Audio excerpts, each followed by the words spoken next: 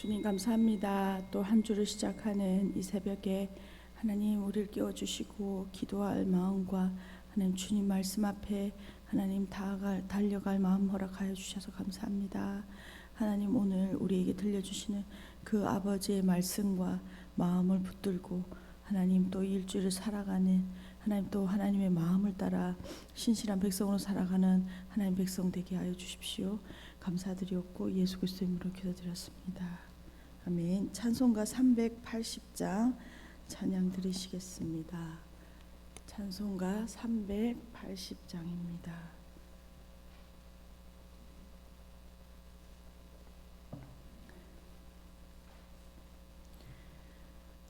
찬송가 380장입니다.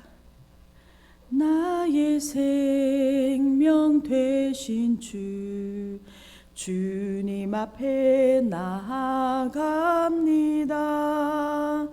주의 흘린 보혈로 정케 하사 받아주소서. 날마다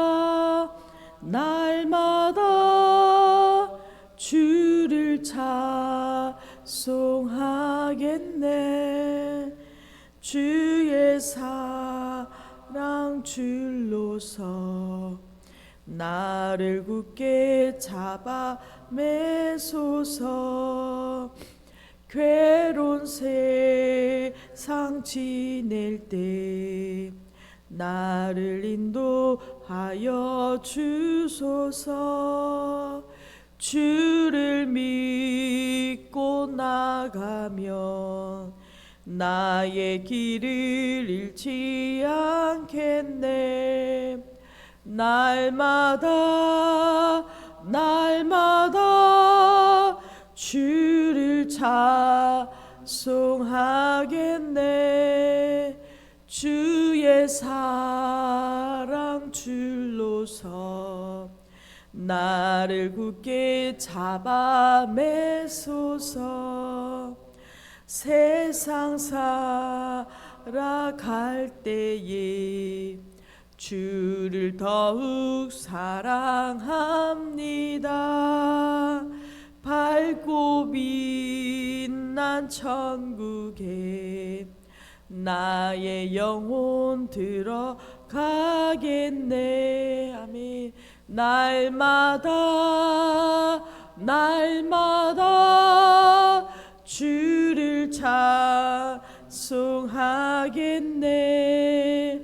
주의 사랑 줄로서 나를 굳게 잡아 매소서.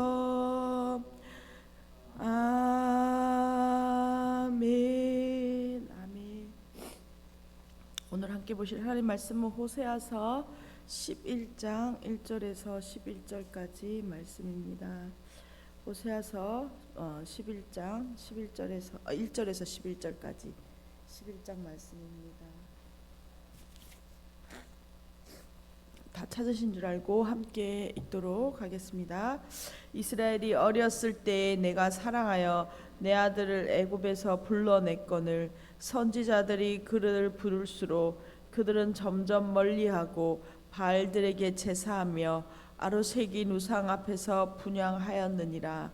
그러나 내가 에브라임에게 걸음을 가르치고 내 팔로 알았음에도 내가 그들을 고치는 줄을 그들은 알지 못하였도다. 내가 사람의 줄 곧 사랑의 줄로 그들을 이끌었고 그들에 대하여 그 목에서 멍에를 벗기는 자 같이 되었으며 그들 앞에 먹을 것을 두었노라.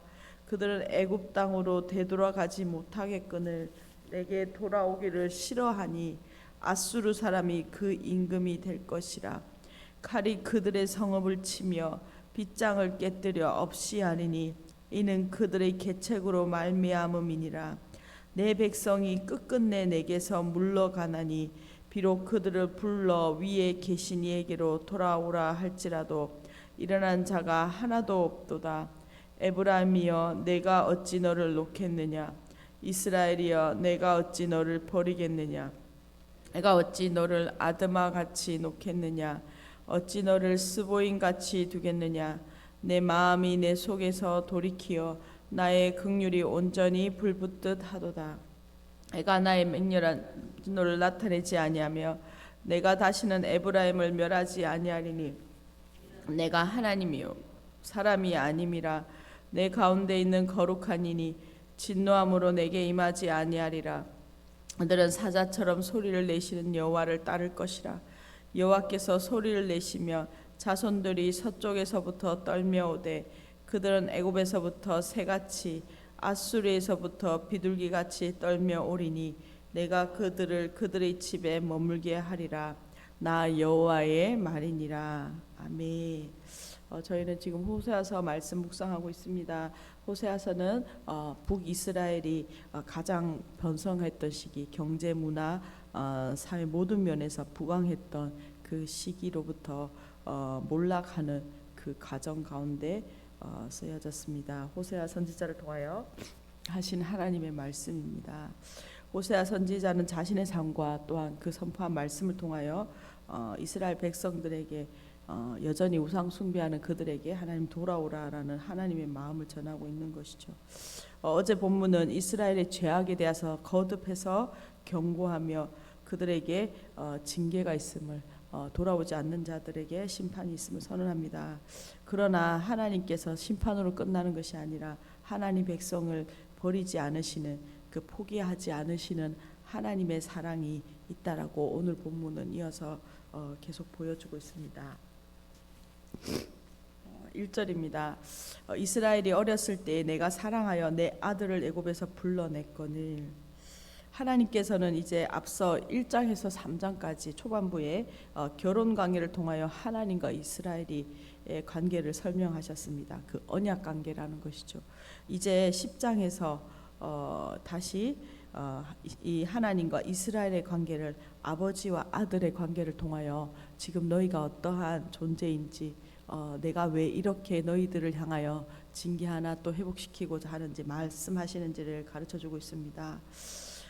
부모에게 자녀는 무슨 일이 있어도 포기할 수 없는 특별한 존재입니다. 하나님의 백성은 그래서 하나님의 마음에 이처럼 아주 소중한 존재이다라는 것을 다시 한번 알려주고 있습니다. 특별히 이 일을 출애굽의 사건, 그들의 역사 가운데 있었던 그 출애굽의 사건을 통하여 하나님이 설명하고 계십니다. 하나님께서는 고통 가운데 있는 이스라엘을 구원하시고 그들의 하나님이 되셨습니다. 그리고 그들을 먹이시고 돌보시고 인도하셨습니다. 그 모든 하나님의 사랑을 베푸시는 그 시간들이었죠. 하나님께서는 이스라엘을 먼저 사랑하셨고 이스라엘은 하나님의 사랑을 입은 존재이다라고 그들의 정체성을 말할 수 있습니다. 우리 또한 이 이스라엘 백성 같이 먼저 찾아오신 하나님의 사랑, 예수 그리스도의 그 십자가의 희생의 사랑을 통하여 우리가 죄에서 구원받은 이스라엘과 같은 하나님의 자녀, 하나님의 백성이다라는 것을 다시 한번 기억합니다. 2절입니다. 선지자들이 그들을 부를수록 그들은 점점 멀리하고 바알들에게 제사하며 아로새긴 우상 앞에서 분향하느니라. 하나님의 먼저 사랑을 경험하고 그 하나님의 돌보신 사랑을 경험했다면 그 하나님을 잘 따라가는 것이, 부모가 좋은 부모 아래서 자녀들이 잘 자라는 것이 그게 참 좋은 일이지만 이스라엘은 그렇지 않았다라고 말하죠. 이스라엘은 하나님의 사랑에 대하여 그들이 반응한 것은 바로 그 사랑을 거절하고 배반하는 배신의 행동입니다. 마치 부모님의 품을 떠나서 어떻게든 벗어나고자 하는 빗나가는 자녀들처럼 행동하고 있는 것이 그 이스라엘의 모습이죠. 이스라엘은 하나님께서 선지자들을 보내셔서 그들에게 돌아오라고 부르셨습니다. 거듭 그들을 향하여 계속적으로 선지자를 보내셨고 부르셨죠. 그러나 오히려 이스라엘은 하나님으로부터 더욱 더 멀리 떠나갔습니다. 이스라엘은 바알들에게 섬기며 이제 예배하는 우상 숭배의 길을 걷죠. 우상을 섬기는 일을 원어를 통해서 보면 그것을 그들이 끊임없이 반복했다. 하나님은 계속적으로 돌아오라고 하고 그들은 끊임없이 그 우상 숭배의 길을 걸어가고 끊임없이 그것을 반복했다라고 표현하고 있습니다. 3절입니다. 그러나 내가 에브라임에게 걸음을 가르치고 내 팔로 안았음에도 내가 그들을 고치는 줄을 그들은 알지 못하였도다. 내가 사람의 줄 곧 사랑의 줄로 그들을 이끌었고 그들에게 대하여 그 목에서 멍에 벗기는 자와 같이 되었으며 그들 앞에서 먹을 것을 두었노라. 하나님의 사랑은 빗나가는 자녀를 포기할 수 없는 부모와 같이 다시 이스라엘 향하여 바른 길을 가르치고 먹이고 또 인도하시고 계속적으로 그 하나님의 사랑이 그렇게 그들을 바른 길로 인도하기 위하여 수고하였다는 것이죠. 이 장면은 하나님께서 모세를 목자로 세우시고 또 노예 생활에 굶주리고 지친 이스라엘을 사랑으로 계속 대하셨던 그것을 그 장면들을 기억하게 하는 구절입니다. 이스라엘은 하나님의 사랑을 이처럼 받은 존재입니다. 그들의 역사 가운데 그 하나님의 사랑을 받은 존재라는 것을 계속적으로 말씀하고 계시죠. 그들을 돌보시고 그러나 그들을 고치시고 회복시켰던 그 아버지의 마음은 그들이 전혀 잘 알지 못한다라는 것을 우리가 그 광야 생활의 이야기들을 통하여 우리가 잘 알 수 있습니다. 5절입니다. 그들은 애굽 땅으로 되돌아가지 못하겠거늘 내가 돌아오기를 싫어하니 내게 돌아오기를 싫어하니 아수르 사람이 그 임금이 될 것이라. 이스라엘은 하나님의 놀라운 사랑을 받은 존재, 또 하나님 말을 사랑하고 그래서 하나님을 성실히 따라야 하는 존재인데요. 그렇지 않죠. 마치 말을 듣지 않는 아이가 부모가 부를수록 더 멀리 도망치는 것 같이 행하고 있습니다. 하나님께서는 이렇게 말하죠. 5절에서 내게 돌아오기를 싫어하니 이스라엘은 아무리 하나님께서 선지자들 보내셔서 돌아오라고 그들의 마음을 돌이키기 위하여 말씀하셔도 돌아가기를 원치 않았습니다. 그래서 결국 다시 그들이 노예 생활하던 출애굽 이전의 상태로 그들이 돌아가게 되는 것이죠. 즉 애굽의 바로와 같은 그들을 괴롭히는 아수르 왕의 손에 이스라엘은 넘겨지게 되는 것입니다. 6절입니다. 칼이 그들의 성읍을 치며 빗장을 깨뜨려 없이 하리니 이는 그들의 계책으로 말미암음이니라. 이스라엘은 하나님께 돌이킬 회개할 마음이 전혀 없습니다. 오히려 자신들의 계책을 신뢰하고 바알에게 그들이 지금 팔려 넘어가는 지경이라도 바알에게 그들을 구원을 호소하고 있습니다. 하나님께로 돌아오기를 싫어하는 이스라엘은 칼과 전쟁으로 망하게 되는 그 징계, 심판을 맞이하게 되는 것이죠. 이 칼과 전쟁은 언약을 깨뜨렸을 때 주어지는 언약적 저주입니다. 이 말씀대로 이스라엘 백성들은 결국 BC 722년에 아수르의 침공으로 칼에 살육당하고 성읍들은 파괴되고 남은 백성들은 포로로 끌려가게 되었습니다. 7절입니다. 내 백성이 끝끝내 내게서 물러가나니 비록 그들을 불러 위에 계신 이에게로 돌아오라 할지라도 일어나는 자가 하나도 없도다. 아수르의 이 침략과 전쟁 속에서도 이스라엘은 끝끝내 하나님께로부터 멀리 물러가고 회개하지 않을 것을 말씀합니다. 8절입니다. 에브라임이여 내가 어찌 너를 놓겠느냐, 이스라엘이여 내가 어찌 너를 버리겠느냐, 내가 어찌 너를 아드마와 같이 놓겠느냐, 어찌 너를 스보임 같이 두겠느냐. 내 마음이 내 속에서 돌이키어 나의 긍휼이 온전히 불붙는 듯 하도다. 내가 나의 맹렬한 진노를 나타내지 아니하며 내가 다시는 에브라임을 멸하지 아니하리니 이는 내가 하나님이요 사람이 아님이라. 내 가운데 있는 거룩한 이니 진노함으로 내게 임하지 아니하리라. 이 끝끝내 돌이키지 않는 이스라엘과 달리 하나님은 어떠하신가를 이 수사 의문문 통하여 말씀하십니다. 내가 어찌 너를이라고 반복해서 4번이나 반복해서 말씀하시죠. 이 말을 어떤 말도 듣지 않는 자녀를 이렇게 징계하실 수밖에 없지만 아버지의 마음은 그것이 막 즐겁고 그것을 이렇게 속 시원한 마음이 아니라 그 마음에 얼마나 고통스럽고 그 자녀를 향하여 징계해야 되는 부모의 마음이 아픈지를 절실히 보여주고 있는 것입니다. 하나님의 심판은 이스라엘 향하여 거두시지 않을 것입니다. 징계하시고 다시 회복시키시기 위한 그 걸음인 것이죠. 그러나 이스라엘을 향한 그 심판, 맹렬한 진노를 다 쏟으시지 않으시고 하나님은 마음을 바꾸셔서 이스라엘 향한 긍휼이 불붙는 듯 할 것이다라고 말씀합니다. 이는 마치 부모의 말을 거역하는 나쁜 아들이라 할지라도 그 아들을 죽이지 않고 그 아들을 포로로 끌려간 이스라엘 백성들을 다시 하나님께서 불쌍히 여기실 것이라는 것이죠. 그 부모의 마음이 그 아들을 징계하지만 그 아들을 다시 회복시킬 그 하나님의 마음은 마치 부모의 마음과 같다라고 우리에게 보여주고 있습니다. 마지막 10절 11절입니다. 그들을 사자처럼 소리를 내시는 여호와를 따를 것이라. 여호와께서 소리를 내시면 자손들이 서쪽에서부터 떨며오되 그들은 애굽에서부터 새같이 아수르에서 비둘기같이 떨며 오리니 내가 그들을 그들의 집에 머물게 하리라. 나 여호와의 말이니라. 다시 한번 하나님을 사자에 비유하고 있습니다. 하나님을 사자와 같이 움키고 탈취해가는 두렵고 강력한 존재로 표현하고 있죠. 이 10절에서는 하나님께서 이스라엘이 다시 이제 회복해서 돌아오는 그 과정을 방해하고 위협하는 무리들을 향해서 하나님은 사자와 같이 마치 사자와 같이 큰 소리로 보호하시며 이스라엘을 구원하시고 인도하시고 보호하시는 분이 될 것이다 라고 말씀하고 있습니다. 하나님의 이스라엘 백성들이 그들의 죄악을 돌이키지 않으므로 결국 아수르의 포로의 생활 70년의 생활을 하게 되지만 다시 그들을 돌아오게 하실 것이고 다시 회복시켜 하나님의 백성으로 하나님만 예배하고 사랑하는 백성으로 살게 하실 것을 회복을 약속하고 있는 것이죠. 오늘 본문을 요약하며 기도했으면 좋겠습니다.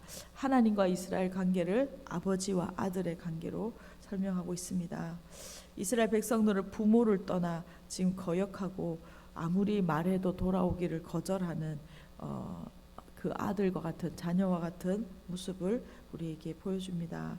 끝끝내 거절함으로 징계를 받게 되지만 하나님의 사랑은 그들을 결국 회복시키고 돌이킬 것이다 라고 약속하고 계십니다. 오늘 본문의 내용을 한마디로 정리하면 하나님의 사랑은 결코 실패하지 않는다. 하나님의 사랑은 실패하지 않으시고 결국은 회복시키시고 하나님의 자녀를 돌이키신다라는 것을 우리에게 보여주고 있습니다. 그 하나님의 사랑이 있었기에 오늘 우리가 이곳에 있습니다. 하나님께서는 징계를 통하여 바로 잡으시더라도 우리를 끝내 하나님의 자녀로 하나님 품 안에서 살아가는 신실한 하나님의 자녀로 돌이키실 것입니다. 오늘 그 하나님의 사랑과 은혜를 받은 우리가 사랑받는 존재로 다시 한번 그 사랑과 그 은혜에 감사하며 오늘 우리의 삶 가운데 우리의 날마다 주님 앞에로 돌이키며 주님의 사랑 가운데로 나아가는 거룩한 성도 되기를 간절히 소망합니다. 함께 주시는 말씀 가지고 기도하겠습니다. 주님 감사합니다. 하나님 우리가 이 땅을 살아가면서 하나님의 사랑이 얼마나 크고 깊고 넓은지 하나님 잊었을 때가 많음을 주님 고백합니다. 다시 한번 하나님 징계하시나 회복하시는 그 아버지의 그 구구절절한 하나님 마음을 우리가 조금이라도 헤아리기를 소망합니다. 하나님의 백성들이 아무리 선지자를 통하여 말하더라도 하나님 돌이키지 않고 하나님 더 멀리 우상을 향해 달려갔던 하나님 그 모습들이 하나님 오늘 우리의 삶의 인생의 여정에 있었음을 고백합니다. 하나님 우리를 돌이키시는 그 아버지의 마음 하나님 이제 깨달아 알아. 하나님 오늘 우리의 삶 가운데 하나님 또한 우리 공동체 가운데 하나님을 떠나 하나님 나아가는 지체들을 위하여 기도하며 우리가 함께 중보하며 하나님 아버지의 마음을 담아 하나님 이 세상 가운데 하나님의 마음을 흘려보내는 하나님 귀한 통로 될 수 있도록 주님 은혜 베풀어 주십시오. 아버지의 마음을 더 잘 알아가는 하나님 우리 공동체 될 수 있도록 주님 은혜 베풀어 주십시오. 주님 감사합니다. 하나님 오늘도 하나님의 마음이 하나님의 진심이 어떤 것인지 하나님 우리에게 가르쳐 주시고 보여주셔서 감사합니다. 하나님 우리가 징계받을 때 또 고난받을 때에 하나님 그 하나님의 마음을 헤아리지 못할 때가 많았습니다. 주님 우리를 하나님 이 마음을 세세하게 비추어 주셔서 하나님 그 크신 하나님의 사랑이 하나님 또 어떻게 우리 가운데 역사하셨는지 하나님, 그리고 하나님, 우리가 여전히 하나님 안에서 사랑받는 존재임을 다시 한번 우리 가운데 새겨주시고, 하나님, 우리가 그것을 경험하며 하나님, 이 땅에서 정말 하나님의 뜻을, 하나님의 심정을 헤아리며 그 뜻을 위하여 살아가는 거룩한 하나님의 백성들이 일어날 수 있도록 은혜 베풀어 주십시오. 하나님, 우리 안에 하나님이 아닌 다른 것들로 하나님 사랑하며 하나님 우상을 따라가는 마음들을 하나님 세세하게 밝히시고, 그것을 버리고 주님을 날마다 더 가까이, 십자가로 더 가까이 나아가는 하나님 귀한 공동체, 하나님의 마음을 잘 아는 부모로 자라가는 귀한 공동체 되게 하여 주십시오. 감사드렸고 예수 그리스도의 이름으로 기도드렸습니다. 아멘. 함께 기도하시겠습니다.